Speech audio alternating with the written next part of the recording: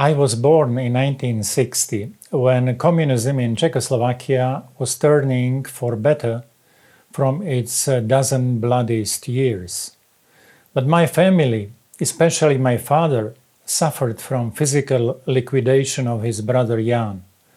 26 years old, high school teacher and university student, was eliminated by then Stalinist Secret Service of Czechoslovakia. He simply disappeared one night in February 1953 from a wedding celebration. We never found his grave or learned his full story. The same persons who eliminated opponents played role as investigators. Justice was lost, painfully twisted in our country. Secondly, my father suffered from forced collectivization that involuntarily, often violently, separated small farmers from their land, possession and stocks. Faith for us was a source of strength to survive and to hope for a better future. Christianity helped us to save our identity, basic ethics, and cohesion of families. 40 years of communism made a lot of harm by its oppressive collectivism and by its atheist ideology. Therefore, I never became or intended to become a communist. But when I was a university student, I became chairman of Socialist Association of Youth. This was the only public platform for young people to get involved and change conditions of study, employment, housing, and their life. Very soon, together with my close team in leadership, we have got into a conflict with then totalitarian power. I was requested either to denounce my faith, stop a parallel engagement in underground church, and to enter, as a proof, into the Communist Party, or to abandon my university studies. It was a painful pressure. I decided to stay loyal to my Christian faith. Immediately, I was recalled from my leading position in youth movement. My team and committee was dismissed as well. Due to defense by senior professors, I was allowed to silently finish my technical education. Actually, this early political and dramatic experience helped me in maturation for future challenges and our successful fight for freedom.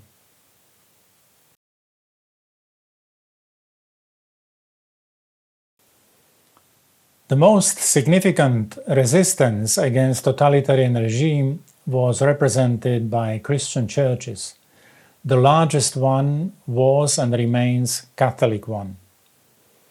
Underground church structures, Christian dissidents, like so-called White Legion, organized non-violent resistance cells, petitions, and movements. Hopes for so-called socialism with a human face, represented by Alexander Dubček, was brutally suppressed by military invasion of the Soviet and Warsaw Pact troops in 1968. By the way, this was by far the largest military action of the Pact in time of the Cold War.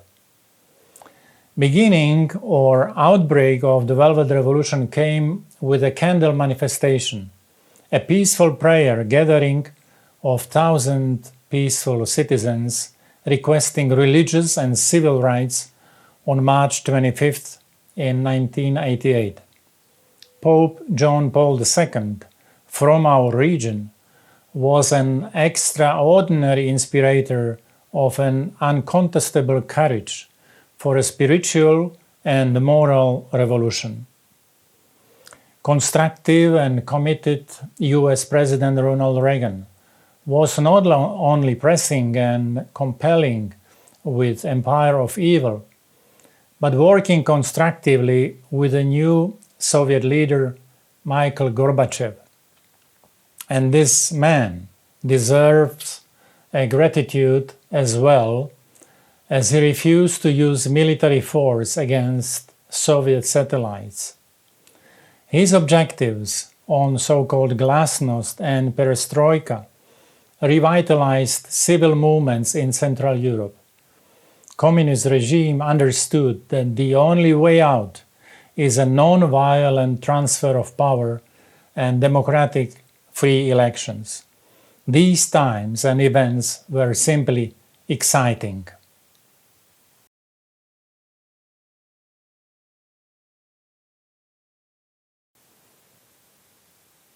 Slovakia, after miraculous year, Annus Mirabilis, had multiple tasks ahead. It was not only demontage of the totalitarian past, democratization, transition towards a market economy, but also establishment of new institutions, of a newly independent state. Unfortunately, abuse of power, violation of the constitution and rule of law by then Prime Minister Mečiar has got Slovakia out of the integration process. So while in 1997 three Visegrad neighbors, Poland, Hungary and Czech Republic, have been invited to join NATO and to start EU accession, Slovakia was left out. Exceptional national effort resulted in a very substantial political change in 1998. Citizens elected democratic pro-European forces. Christian Democrats helped to organize successful coalition and government with a broad majority. With this broad governmental trust, I became State Secretary of the Foreign Affairs Ministry and the chief negotiator. Our then adopted strategy was both ambitious and realistic. To join the Union together at the same time with our Visegrad neighbors and to be ready to join the Union by January 1st, 2004. That time, Hungary's accession target was 2002 and others planned for 2003 integration. It was really very productive internal and external work, tireless professional effort of many, time of necessary constitutional, legal, administrative, political, economic and financial reforms. It all paid back in a new trust towards Slovakia, growth of our competitiveness, economy, and standards of living. We finalized together with 9 other candidates our negotiation marathon in Copenhagen in December 2002. I had the privilege to sign the accession treaty in Athens in April 2003 together with other leaders of my country. Slovakia successfully approved its accession treaty in referendum. And on May 1st, 2004, with confirmed realism, we fulfilled our historical ambition. Joining Commission of Romano Prodi, from that day I have become the first EU Commissioner from Slovakia. Later, I continued in the college of José Manuel Barroso.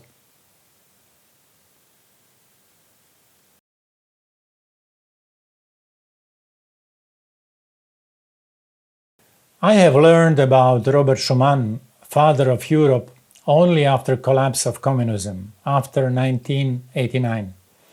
As one of founders of a new political movement in Slovakia, I was eager to learn about origins and legacy of Christian Democrats in Europe. And Schuman, with Adenauer and de Gasperi, stood very high. Especially Schuman became part of my life. I see a lot of inspiration for politics, life, interpersonal and international relations from Schuman for today. I wrote foreword to the book on Schuman from René Lejeune. And when I have been mandated to lead Slovakia's negotiations on accession to the European Union, I realized how important is to know the Schuman's plan and its legacy for Europeans, especially for newcomers. If we don't know the basis of the common European house, how can we enlarge and reconstruct this house successfully? In 2001, I wrote a foreword and helped to publish Slovak translation of Schumann's subtle book Pour l'Europe. And as often as is convenient, I remind this creative work, practical solidarity and deep inspiration. He was a true practical political visionary.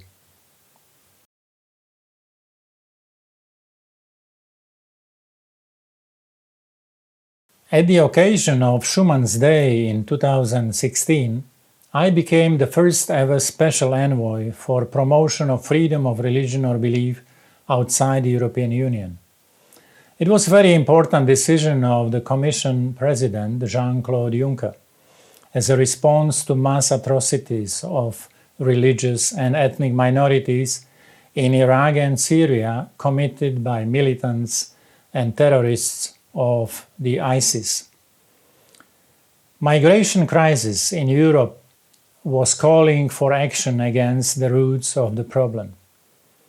I started my unprecedented engagement with conviction that freedom of religion or belief is the deepest expression of human freedom. It is a litmus test of human rights' overall respect and a nexus to human dignity.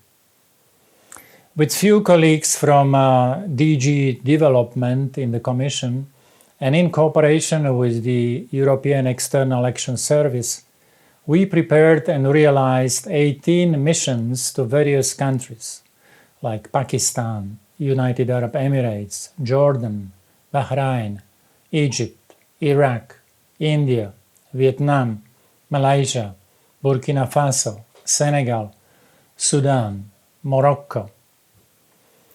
I too took active part in many international and regional conferences.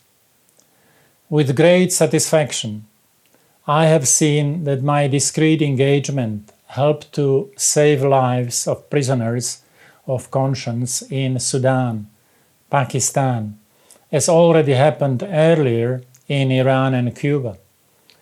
Probably the most known was the case of Christian mother of 5, Asia Bibi, from Punjab in Pakistan.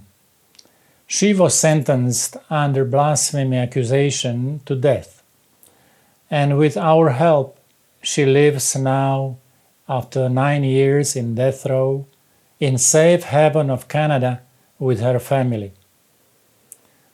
For freedom of religion or belief is an issue of life and death. It is crucial for believers and for non-believers, for people from A to Z, for atheists up to Zoroastrians. My role of special envoy has ended in November 2019 with the end of Juncker's Commission. European Union should do more for freedom of religion or belief outside and inside. It is a precondition for more humane and more peaceful 21st century. It is in our interest. For me, a strong Europe is a just Europe. Community working for justice and through justice for all.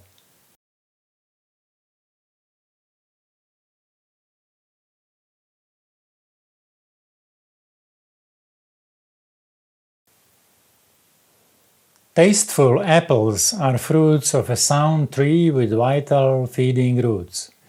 These roots remain invisible underground, but for the visible and healthy fruits, they are indispensable. And it all starts with a small seed and then a young, fragile plant of a little tree.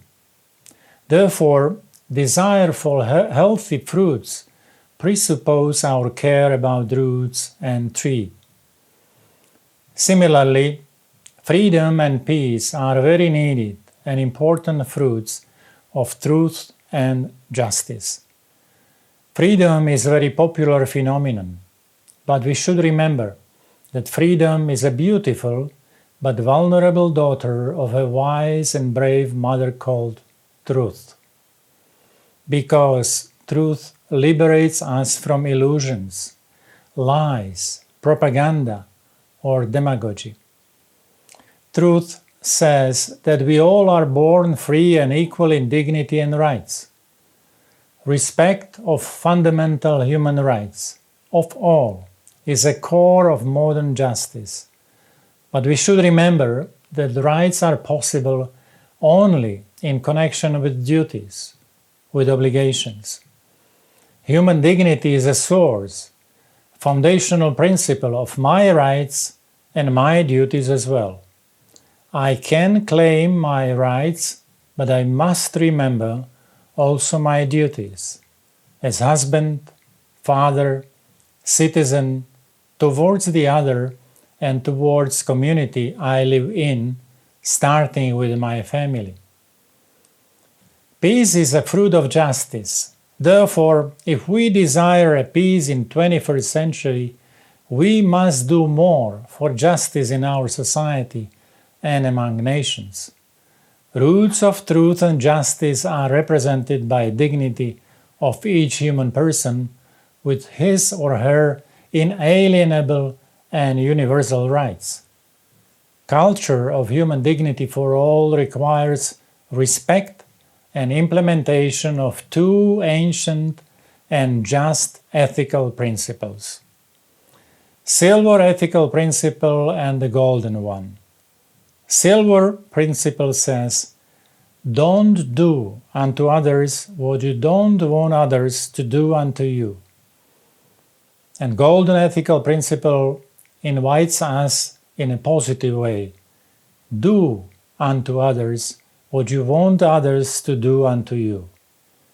These principles confirm equal dignity and justice for all. When culture of human dignity prevails, we may enjoy its good and tasteful fruits, freedom and peace for all.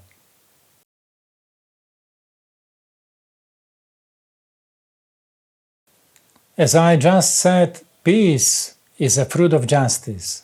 Armistice comes first and then political negotiations. Stop of atrocities and vast growing damages is very needed. But talks instead of war may come only when peace is seen as a road to something better than the past on both sides.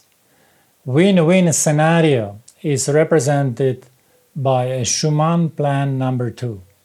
It is a vision based on reconciliation and inclusion of all East European countries in common security and stability organization, a community which complements European Union. It must be based on common supranational authority controlling production and trade with energy and raw materials. Post-war transitional justice must be guaranteed and international law respected. Occupied territories would get under international administration and a special status under the United Nations and the OSCE authority. If we do not succeed in stopping aggression and bloodshed, tragedy may deepen. I recall that 3 global wars in 20th century started in Europe: La Grande Guerre, World War I, World War II, and Cold War. World, especially Europe, must learn from its history.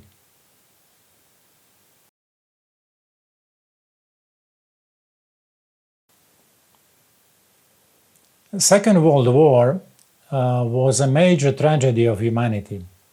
The Universal Declaration of Human Rights is a proof of good lessons being taken from the global war, because we confirm that peace is a fruit of justice, and core of justice in our modern times is represented by respect to human rights.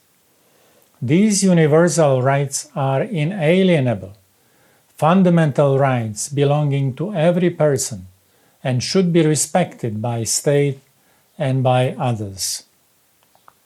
Basically, through international covenants or intrastate law, these rights became part of constitutional rules in majority of countries. Over 160 countries included respect to human dignity in their constitutional provisions.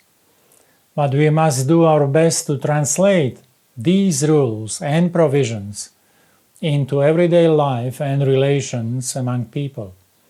They must get into our education, mentality, and culture. We need to repeat this learning again and again with every new generation. One good, fresh way how to renew our commitment to human dignity of all is the Punta del Este Declaration on Human Dignity for Everyone, Everywhere. In the spirit of Robert Schuman and his legacy, I kindly invite you all to join a growing number of its signatories from all over the world. Secondly, crisis comes with lack of balance. Here, this balance is represented by freedom with responsibility, rights with duties. We cannot sustain our rights if we neglect, abandon, or forget our obligations. The Universal Declaration of Human Rights is a long list of 30 articles with many interdependent and interrelated rights. But we may enjoy all these rights only if we care and actively fulfill two duties listed in Article 1 and Article 29 respectively. What do they say? I quote, in Article 1, human beings are endowed with reason and conscience and should act towards one another in a spirit of brotherhood. And Article 29 declares, everyone has duties to the community in which alone the free and full development of his personality is possible. I wish all of us to be mature citizens, fully aware of our rights and obligations as well, and being active citizens in defending these rights for everyone, everywhere. Thank you all, and all the best.